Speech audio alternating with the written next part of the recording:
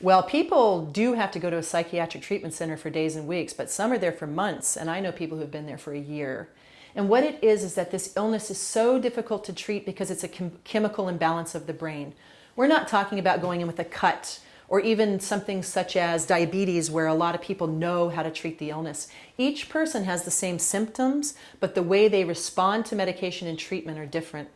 If you have somebody who's so suicidal that they're not safe, and we call that they're a danger to themselves, they have to be in a hospital. They won't make it because the suicidal thoughts are so strong that they can't fight them. So that's one reason you need to go to a psychiatric hospital for suicidal thoughts. And people can check themselves in. I have friends who do it. And so it's not that you're weak. It doesn't mean anything like that. Go to a hospital where you're taken care of. Mania is different. Almost every person with mania is forced to go into the hospital because they're so out of control. But I do know some people who put themselves in when they're mildly manic.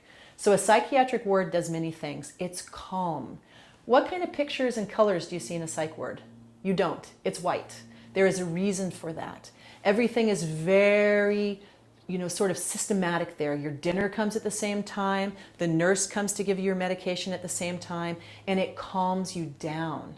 It's not noisy, unless there's, of course, people making a lot of noise, which happens. And it's one of the safest places, I believe, to get treatment.